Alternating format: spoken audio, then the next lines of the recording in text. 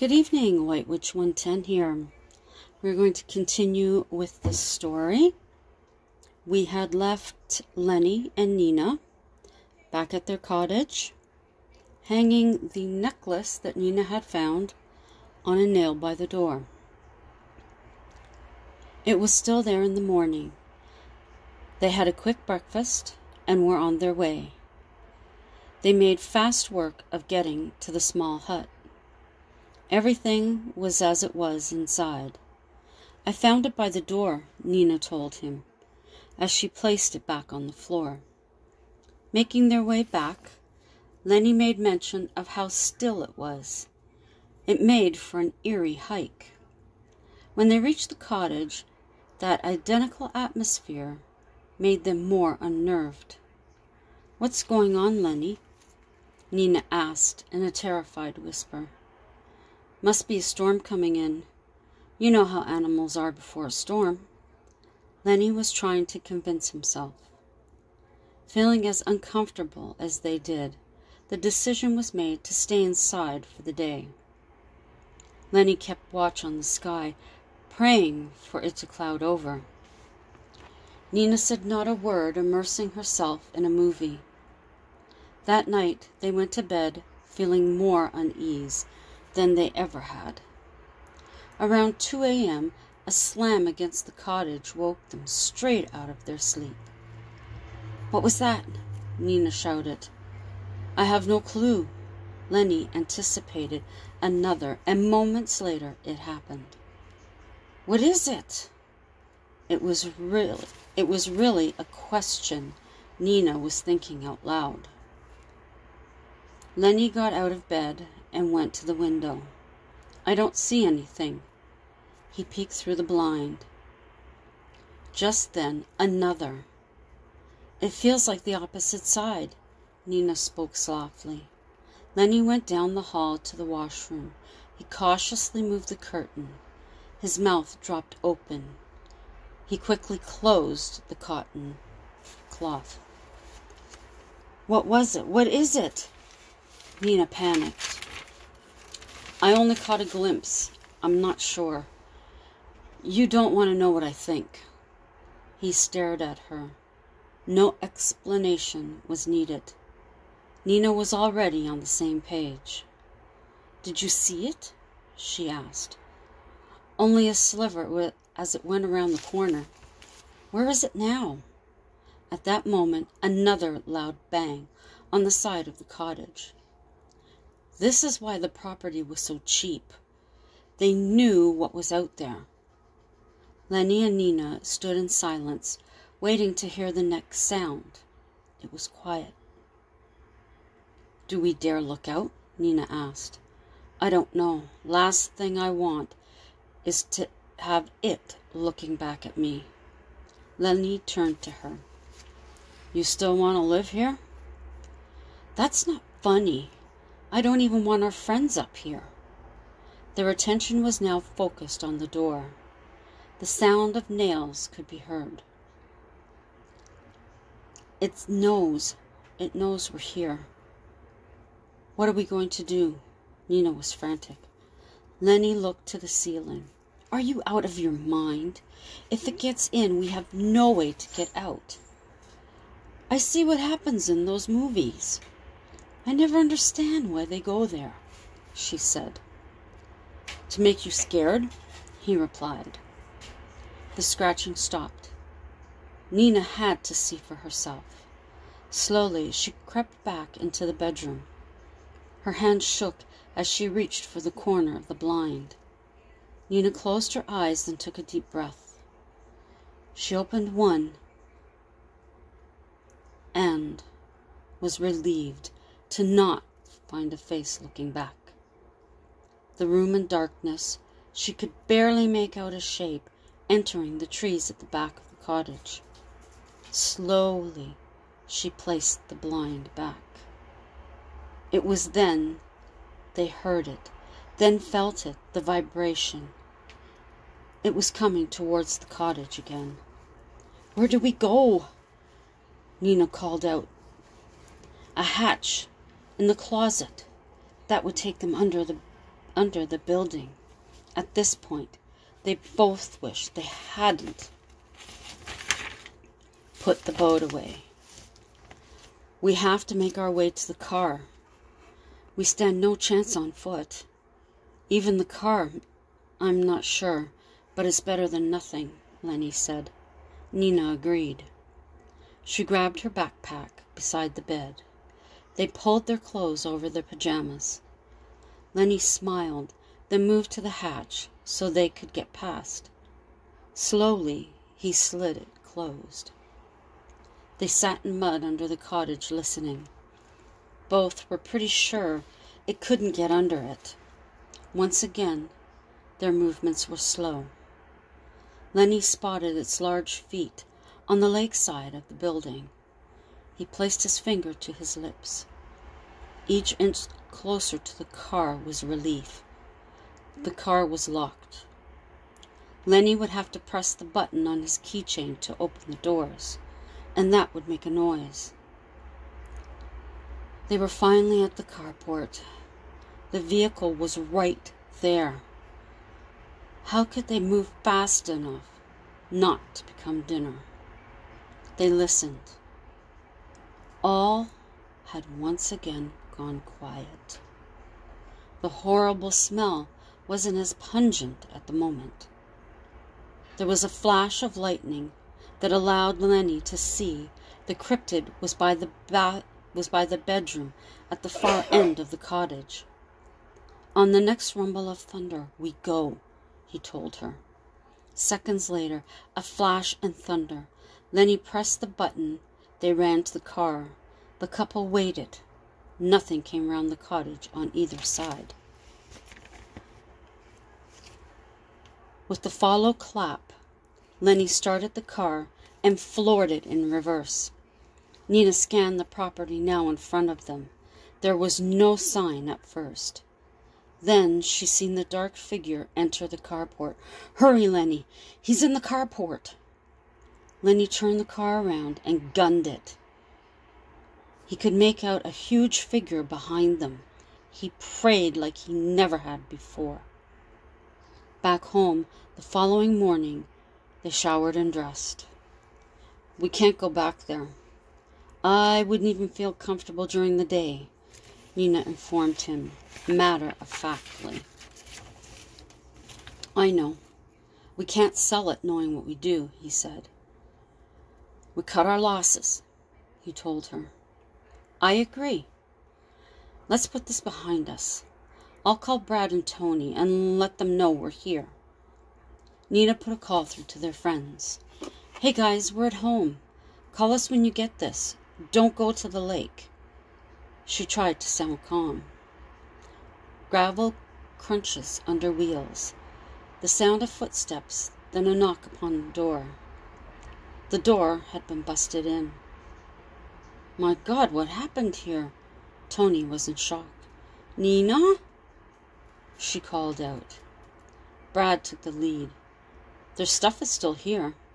I don't see Nina's backpack. The car is gone, Tony added.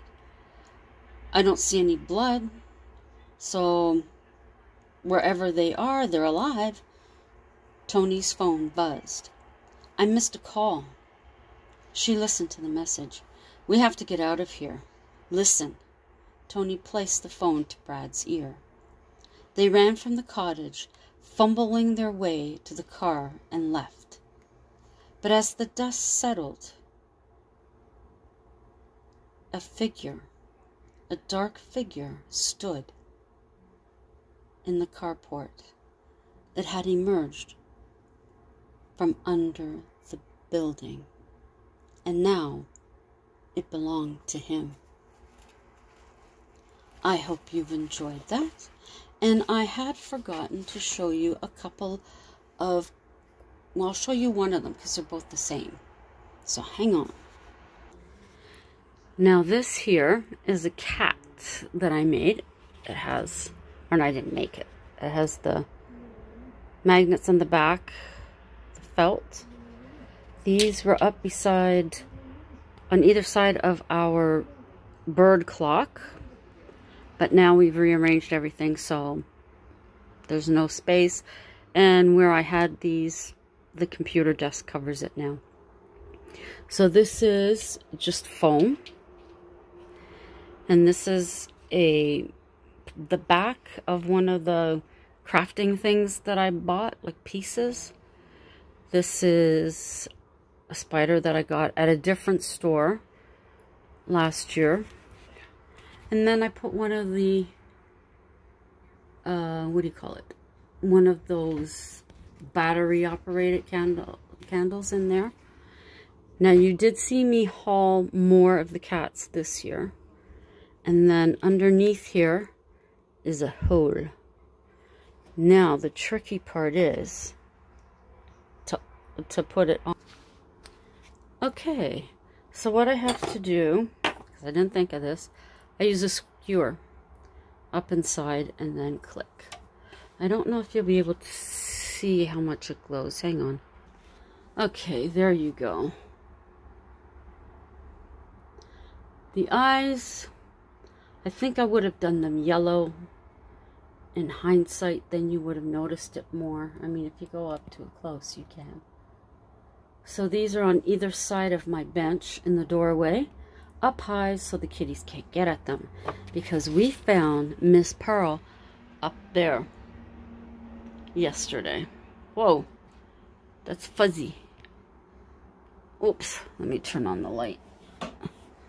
Yeah, we found her up there.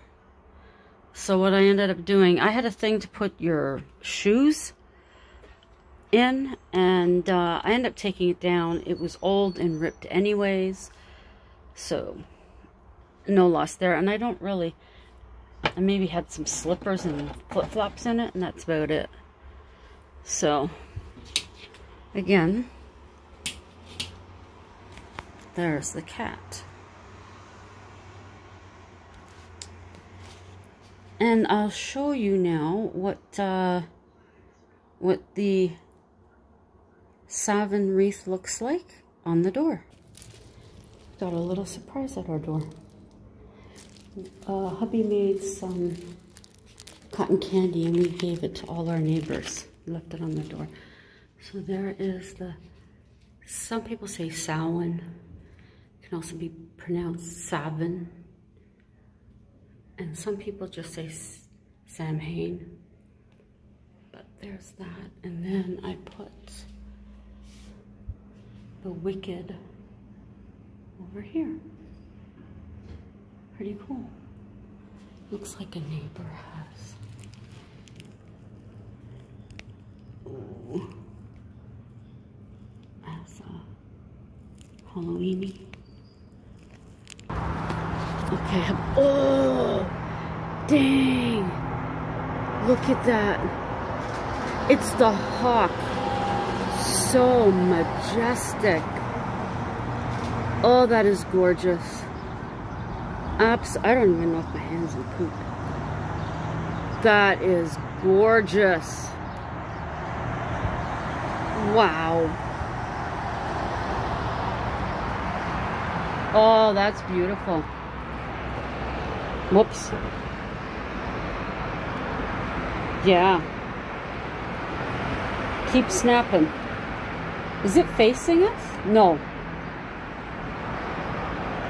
Keep snapping while you got the... I mean, that's perfect. Sunset and all. That's beautiful.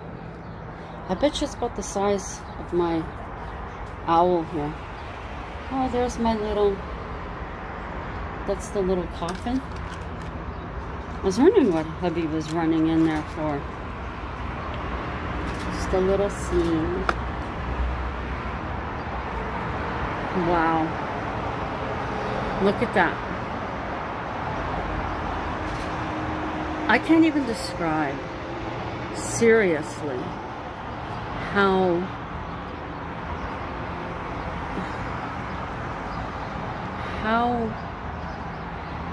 I don't know what's the word, how lucky, how fortunate, how blessed we are to be able to see this.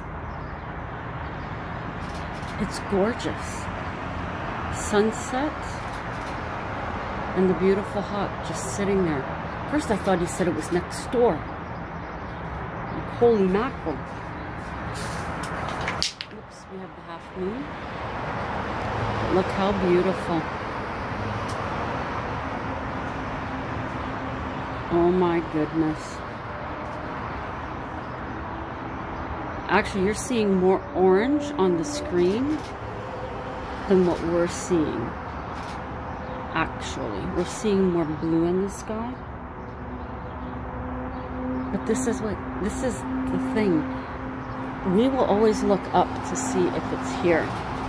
Even when we're going to work in the summer or when we're coming home, we look at the pipes on the buildings at the university to see if the hawks are there.